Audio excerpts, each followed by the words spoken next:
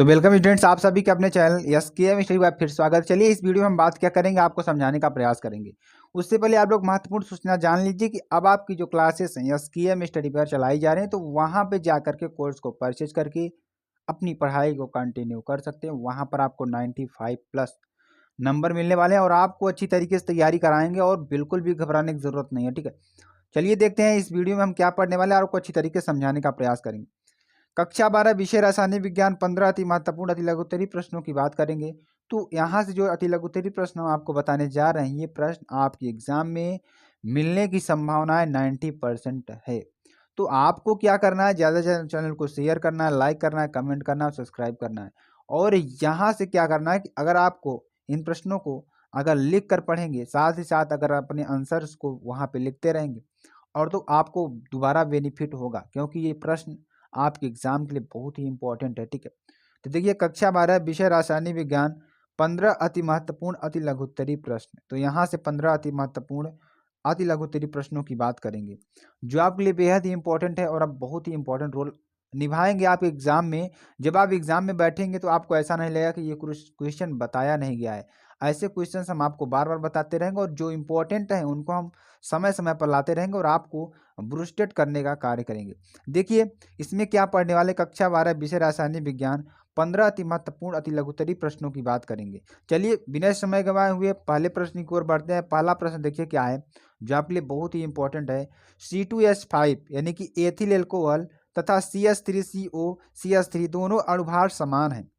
इसके दोनों अणुभार क्या है, समान है। क्योंकि देखिए इसमें भी 6 हाइड्रोजन है, इसमें भी 6 हाइड्रोजन है और इसमें भी 2 कार्बन है, इसमें भी 2 कार्बन और इसमें एक O है, इसमें एक O है। तो इसके दोनों अणुभार क्या होंगे, समान होंगे। किंतु कमरे के ताप पर जो C2H5 है द्रव में रहता है, जो एथिल अल्कोहल आपका जो जिसे आप लोग देहाती भाषा में क्या कहते हैं, दारू, जिसे दारू कहते हैं ना। ठीक है, तो यहाँ पर C2H5 द्रव है तथा CH3O CH3 गैस है। क्यों क्यों ऐसा है ये, चलिए इसके बारे में आपको बताते हैं। यानी कमरे के ताप पर जो CH3CO CH3 होता है, अणुभार दोनों का समान है, लेकिन जो हमारा जो हमारा C2H5 है वो क्या है, द्रव अवस्था में रहता है। लेकिन जो हमारा CH3CO CH3 है वो किस में रहता है, गैस में। ऐसा क्यों है, ऐसा क्यों है, चलिए इसके बारे में आपको बताते हैं। कब क्यों का जवाब हमारे पास है, चलिए आपको अच्छी तरीके से समझाने का प्रयास करेंगे। देखिए C2H5 के अणुओं के मध्य, जो C2H5 के अणुओं के मध्य अंतरा अणुक हाइड्रोजन बंध बनता है। क्या बनता है, अंतरा अणुक हाइड्रोजन बंध बनता है, जिसके कारण इसके अणुओं का संगुणन हो जाता है। अगर इनके पास क्या होता है कि अंतरा अणु हाइड्रोजन बंध बनता है, तो क्या होता है कि इनके अणुओं का जो संगुणन हो जाता है, क्या हो जाता है, संगुणन हो जाता है, यानी कि वो आपस में गुणा करके जुड़ जाते हैं। ठीक है, और यह द्रव अवस्था में रहता है। किस अवस्था में रहता है, हमेशा द्रव अवस्था में रहता है। जबकि देखिए CH3CO के केस में क्या होता है कि अणुओं के मध्य हाइड्रोजन बंध नहीं है, इनके मध्य क्या है, हाइड्रोजन बंध नहीं है, इसलिए यहाँ क्या है, गैस है। ठीक है, कोई दिक्कत वाली बात नहीं, अच्छी तरीके से आपको समझ में आ गया होगा। आई होप आपको बहुत ज़्यादा अच्छी तरीके से समझ में आ गया होगा। अगर आप चैनल पर नए हैं, चैनल को सब्सक्राइब कर दें, लाइक कर दें और कमेंट कर दें। चलिए देखते हैं और आपको अच्छी तरीके से समझाने का प्रयास करेंगे और बताने का भी प्रयास करेंगे। मेरे प्यारे स्टूडेंट्स, आपको बस हमारे साथ जुड़े रहना है, अच्छी तरीके से पढ़ाई करते रहना है और गर्दा उड़ा देना है। ठीक है, बोर्ड एग्जाम आते आते सारी चीज़ें आपको क्लियर हो जाएंगी। देखिए चलिए, मेसिटीन ऑक्साइड बनाने की एसीटोन की संघनन अभिक्रिया का रासायनिक समीकरण भी दीजिए। तो देखिए इसमें क्या करना है हमें, CH3C डबल बॉन्ड O का सिंगल बॉन्ड CH3। अब यहाँ से हमें समीकरण को देना है मेथिसीटीन ऑक्साइड बनाने की एसीटोन की संघनन अभिक्रिया का रासायनिक समीकरण दीजिए। तो यहाँ पे देखिए CH3C double bond O CH3 BaOH का होल ट्वाइस, ये क्रिया करके क्या बनाता है, किसकी उपस्थिति में, बेरियम हाइड्रोक्साइड की उपस्थिति में क्या बनाता है, CH3 का whole twice C single bond OH CH2 C double O CH3। और क्या बनाएगा, साथ साथ फिर इसको गर्म करेंगे तो CH3 का होल ट्वाइस और C double bond CHCO CH3 mesityl oxide और 4 हाइड्रोक्सिड 4 मेथिल 2 पेंटेनोन बनाता है। ठीक है, तो ये चीज़ें आपको अच्छी तरीके से याद हो जानी चाहिए, क्योंकि बहुत ही इंपॉर्टेंट है। ऐसे जो समीकरण है आपको जरूर से जरूर याद कर लेने चाहिए। ठीक है, चलिए अगले प्रश्न की ओर बढ़ते हैं। अगला प्रश्न क्या है, आपके एग्जाम के दृष्टिकोण से कितना महत्वपूर्ण है उसके बारे में आपको बताते हैं। देखिए यहाँ पे रीमेन टीमेन अभिक्रिया को समीकरण सही समझाइए। तो रीमेन टीमेन अभिक्रिया को समीकरण सही समझाना है। कैसे समझाना है? फिनाल के क्षारीय विलयन को, किसके? फिनाल के क्षारीय विलयन को CCl4 के साथ 60 से 70 डिग्री सेल्सियस पर रिफ्लक्स करने के पश्चात, क्या करने पर? रिफ्लक्स करने के पश्चात मिश्रण को HCl द्वारा अम्लीय करने पर, मिश्रण को HCl के साथ अम्लीय करने पर वो हाइड्रॉक्सी बेंजोइक एसिड प्राप्त होता है। क्या होता है?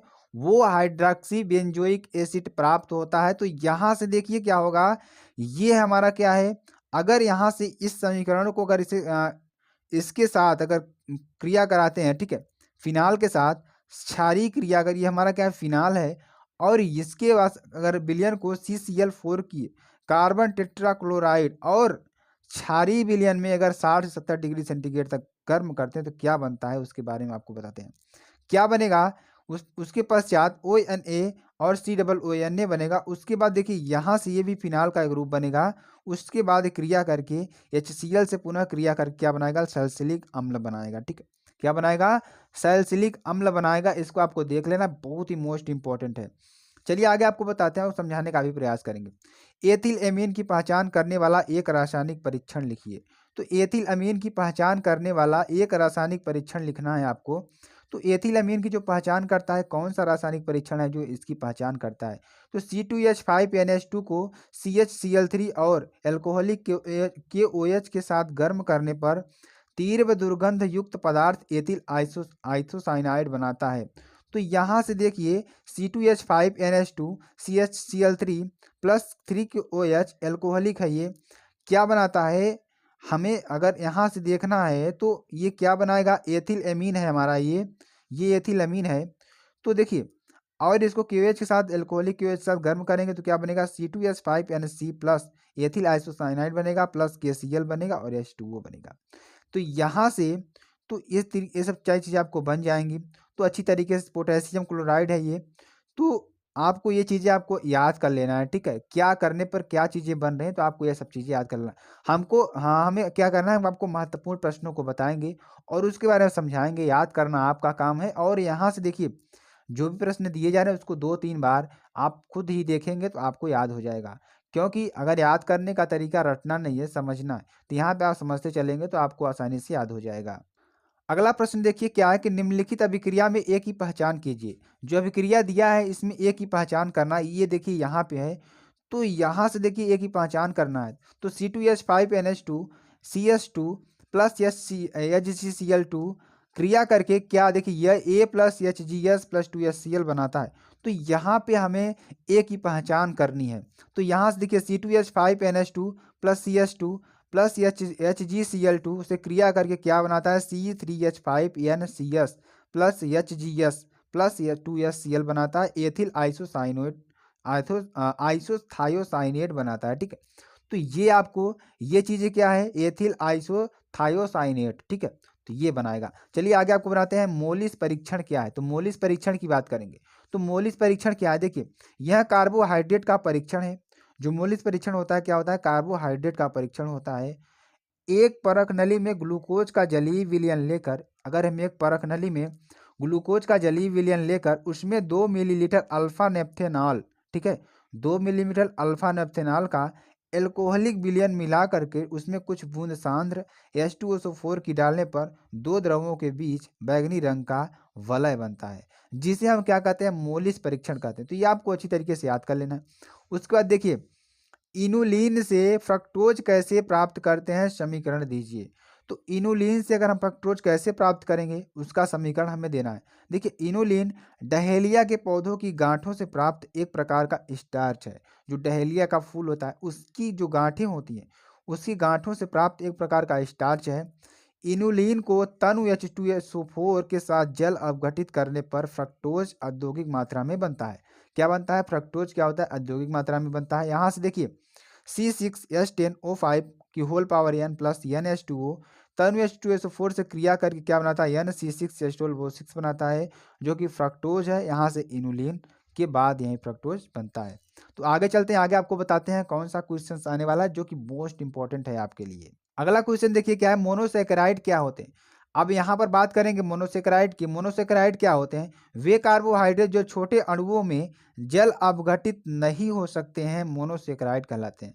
मतलब कहने का मतलब क्या हुआ कि वे कार्बोहाइड्रेट जो छोटे अणुओं में जल अपघटित नहीं हो सकते, यानी कि जल में वे अपघटित नहीं हो सकते, मोनोसेकेराइड कहलाते हैं। ठीक है। अब देखिए संकर आयन की बात करेंगे, तो संकर आयन को परिभाषित कीजिए। उदासीन अणुओं या आयनों के केंद्रीय धातु परमाणु से, यानी कि उदासीन अणुओं या आयनों के केंद्रीय धातु परमाणु से उपसहसंयोजक आबंध द्वारा, किसके द्वारा? उपसहसंयोजक आबंध द्वारा आबंधित होने से प्राप्त स्पीशीज पर यदि धन या ऋण आवेश उपस्थित होता है तो ऐसी स्पीशीज को संकर आयन कहते हैं। कहने का मतलब क्या हुआ कि जो अणु हमारे क्या होते हैं? उदासीन अणु होते हैं। तो उन अणुओं पर क्या होता है कि आयनों के केंद्रीय धातु परमाणु से उपसहसंयोजक आबंध द्वारा आबंधित होने से प्राप्त स्पीशीज पर यदि धन या ऋण आवेश उपस्थित होता है तो ऐसी स्पीशीज को संकर आयन कहते हैं। चलिए अगले क्वेश्चन की बात करते हैं। अगला क्वेश्चन देखिए, उससे पहले आप लोग चैनल पर जुड़ रहे हैं तो चैनल को शेयर करते चलेंगे, लाइक करते चलेंगे, कमेंट करते चलेंगे। बहुत ही धमाकेदार वीडियो होने वाली है, आपको लोगों के लिए दिया जा रहा है, तो आप लोग बस इसको शेयर करते रहेंगे। उपसहसंयोजक संख्या को परिभाषित कीजिए। तो उपसहसंयोजक संख्या को परिभाषित करना है तो संकुल यौगिकों में जो हमारे संकुल यौगिक होते हैं, मतलब एक ही कुल के जो यौगिक होते हैं, केंद्रीय धातु के द्वारा लिगेंड के साथ बनाए गए उपसहसंयोजक आबंधों की संख्या धातु की उपसहसंयोजक संख्या कहलाती है। ठीक है। अब देखिए अगला क्वेश्चन क्या है, प्रभावी परमाणु क्रमांक क्या होता है? जो प्रभावी परमाणु क्रमांक होता है वह क्या होता है, उदाहरण द्वारा समझाइए। तो इसके लिए देखिए क्या है, जो प्रभावी परमाणु क्रमांक होता है, ठीक है, तो प्रभावी परमाणु क्रमांक बराबर क्या होता है? परमाणु क्रमांक प्लस ग्रहण किए गए इलेक्ट्रॉन की संख्या माइनस त्याग किए गए इलेक्ट्रॉन की संख्या। ठीक है। अगर ये प्रश्न आपको समझ में आ रहा हो तो चैनल को शेयर कर सकते हैं, लाइक कर सकते हैं और कमेंट कर सकते हैं। चलिए अगले क्वेश्चन की बात करेंगे। अगला क्वेश्चन क्या है, इन प्रश्नों को आपको याद कर लेना है। ये प्रश्न बहुत ही इंपॉर्टेंट है, तो आपको इन प्रश्नों को याद कर लेना है। चलिए यूरोट्रोपिन पर टिप्पणी लिखिए। तो यूरोट्रोपिन क्या होता है इसके बारे में आपको बताते हैं। देखिए फॉर्मेल्डिहाइड अमोनिया को अभिक्रिया करके, जब फॉर्मेल्डिहाइड अमोनिया से अभिक्रिया करता है तो अभिक्रिया करके हेक्सामेथिलीन टेट्राअमीन बनाती है। यानी कि जब फॉर्मेल्डिहाइड अमोनिया से जब क्रिया करेगा तो वह क्या बनाएगा? हेक्सामेथिलीन टेट्राअमीन बनाती है, जिसे हेक्साअमीन या एरोट्रोपिन कहते हैं। ठीक है।